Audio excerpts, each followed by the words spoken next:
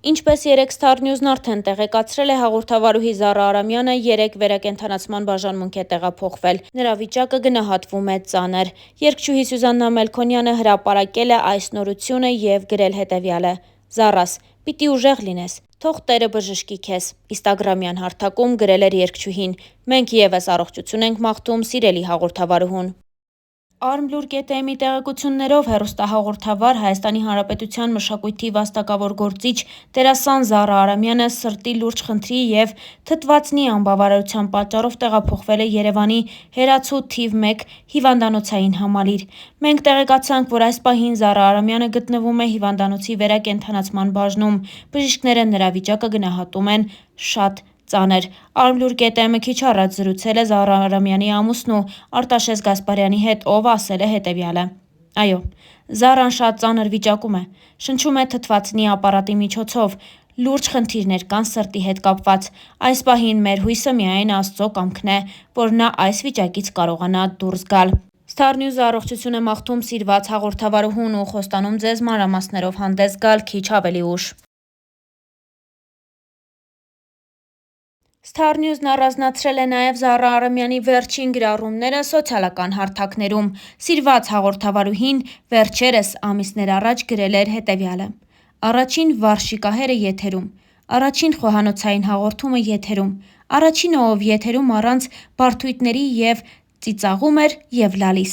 առաջինը, ով դարձրեց եթերները համով, 35 տարի հայկական հեռուստատեսային եթերում։ Այսօր ես ի վիճակի չեմ գնալ իմ հաղորդման տաղավար, անցկացնել զրույցներ, լինել ակտիվ, բայց այդ ամենը մտքումս է կամ երազներումս։ Այսօր սրտանց շնորհավորում եմ իմ բոլոր գոլեգաներին, տեխնիկական աշխատակազմին և առհասարակ բոլոր նրանց, ում համար տելևիզիոն շիկ բառը դա կենսակերպ է, երակներով հոսող արյուն և ավյուն», գրել էր Զարա Արամյանը։ Ավելի վաղ հաղորդավարուհին հետևյալն էր գրել. «Խնդրում եմ բոլորիդ ուշադրությունը։ Թողեք գործ-ա-բանը, հավաքվեք կողքս, կարևոր բան եմ ասում։ Նստեք կողքերս, շրջան կազմեք, խաղաղվեք ու լսեք։ Այսօր նշվում է Թենքսգիվինգը, բայց ոչ մեզ մոտ այդ, ըստ իս, լավագույն տոնը ավաղ մեր տոների ցանկում չկա։ Ուստի ես չեմ նշում տոնը, սակայն ուզում եմ իմ շնորհակալությունը հայտնել։ Առաջինը Աստծուն, ով չի հոգնում մեզ սիրել ու տեր կանգնել։ Մեր ծնողներին, մեր քույր-եղբայրներին, մեր ընտանիքների անդամներին, տատիկ-պապիկներին, երեխաներին, լավ հարևաններին ու ընկերներին, կոնկրետ ես ձեզ, իմ սիրելիներ, մեկս մյուսին։ Այնքան կարևոր է լինել շնորհակալ ու քնքուշ քաղցր խոսքը տեղին ասել։ Թող ձեր բոլորի կյանքը լինի այնպիսինը, որ դուք կուզենաք շնորհակալ լինել։ Ես ձեզ հատիկ առ հատիկ գրկում եմ ու ասում եմ. շնորհակալ եմ։ Ի վերջո, մեծ ու իրական երջանկությունը այն է, որ Աստծուն դիմում ես ոչ թե ինչ-որ մի բան խնդրես, այլ որ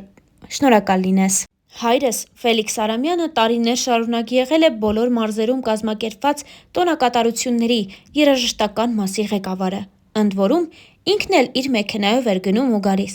որքան էլ որ հեռու լիներ։ Եվ հորս հետ ուղևորներ էին լինում։ Միջոցառման ղեկավարությունը, ընկերներով էլի, 80-ականներն էին հիշում։ Այդպիսի մի միջոցառումը ավարտվելուց հետո ուշ երեկոյան Երևան հետ գալուց հայրս ավտոյի լույսերի տակ նկատում է մի մեծ, խոշոր ոզնու ու հենց ճանապարհի մեջտեղում։ Հայրս հասցնում է կտրուկ կանգնեցնել մեքենան ու մեջը նստածները թափով ընկնում են առաջ ու դե ով քնած էր արթնանում է։ Հայրս ասում է. «Ոզնի ա, խոշոր մեղք ա, կարող է մեկ այլ մեքենա անցնի ու վնասի։ Պիտի ճանապարհից վերցնենք ոզնուն ու տուն տանենք, երեխաներն էլ կուրախանան։ Ուղղակի քանի որ մենք տանը շուն ունեինք, ոզնուն կարող է վնասել։ Ավելի լավ է վերցնի ավտոյի մեջի ընկերներից մեկը։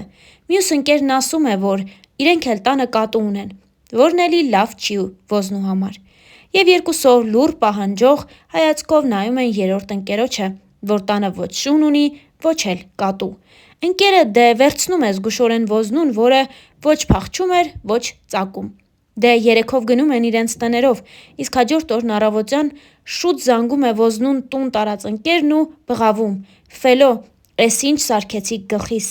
Գիշերը ոզնին ունեցել էր 7 փոքրիկ ոզնիներ, որոնք քարկտիկի նման ամբողջ տնով մեկ տարածվել էին։ Ոզնին փաստացի հղի էր, այդ իսկ պատճառով էլ իրեն ծանր էր պահում։ Ստեղ են ասել. օրն եկավ, Ղսմատն էլ հետ է։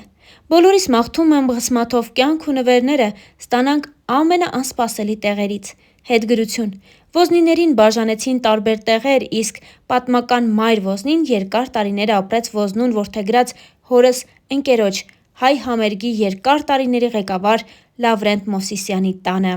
Զահրա Արամյանը ևս մեկ գրառում էր նվիրել իր հայրիկին. «Ախ, ինչքան եմ քեզ հետ խոսում, կարծես լսում եմ բավ ձայնդ, թաքուն ժպտացող աչքերդ, ու ինչքան եմ հետդ կռիվ անում, որ ինչու ինձ տվեցիր սրտիդ հիվանդությունը,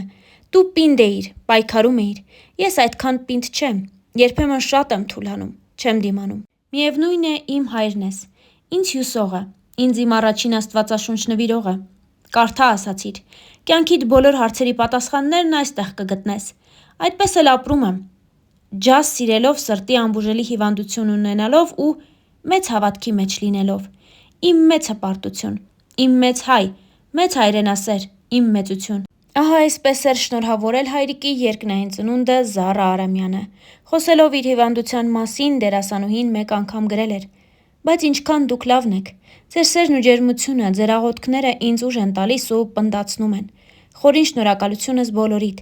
Թե տանը, թե հիվանդանոցում 24 ժամ լինելով թթվածնի տակ, տեսա, որ սոսկալի շատ չորացել է մաշկս, հատկապես դեմքս։ Փորձել եմ դեմքի մաշկը խոնավեցնող ու փափկեցնող իմ իմացած տարբեր ֆիրմաների, երկրների, գների ու տեսակների բոլոր քսուկները։ Ավաղ ոչ մեկը չօգնեց։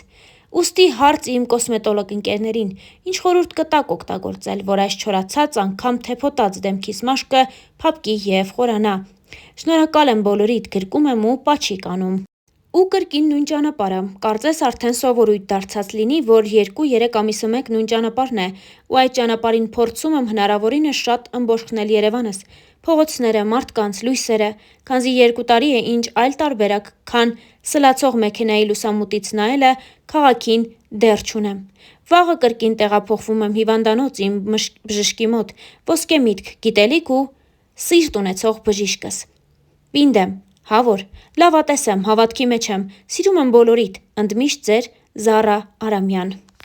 Եկավ այն ժամանակը, որ պետք է հաշվետվություն ներկայացնեմ իմ ապրած 55 տարիների, մի փոքր երկար է, բայց կկարդաք, ստուգող հարցեր եմ տալու։ Ծնվել եմ այնպիսի ընտանիքում, որ հետո ամբողջ կյանքումս հպարտությամբ եմ պատմելու ծնողներիս, տատիկ-պապիկներիս մասին։ 3 տարեկանում խաղացել եմ դրամատիկական թատրոնում ու ստացել 30 ռուբլի աշխատավարձ։ Մանկապարտեզ, դպրոց, ռուսական։ Այդ տարիներին դա էր հարգի, դա էր ինտելիգենտ ընտանիքի ցուցանիշ։ Առաջին դասարանում ազգությամբ ռուս դասընկերուհուս ճանապարհում է իրենց տուն, այն ժամանակ Ամիրյան կոչվող փողոցում ու անհոգ բարձր բլբլացնում ռուսերենով։ Ու այդ պահին ինձ մոտեցավ մի տարեց մարդ, ճերմակած մազերով ու շատ խրոխտ ձայնով ասաց. «Դու ի՞նչ ռուսիչ ուտես, որ ռուսերեն ես խոսում» ու ուժեղ ապտակեց դեմքիս։ Ես ամբողջ փողոցով լաց էի լինում ու զարմանում էի, ինչու կանգառի ոչ մի մարդ չպաշտպանեց ինձ։ Մեկ էլ մի կին պատկառանքով նայելով այդ մարդու հետևից կամաց մոտեցավ ինձ ու ասաց. «Մի լացիր, աղջիկ ջան, ու հիշիր ամբողջ կյանքումդ քեզ ապտակեց Շիրազը»։ Star News-ն առանձնացրել էր Զահրա Արամյանի գրառումները ֆեյսբուքյան հարթակում։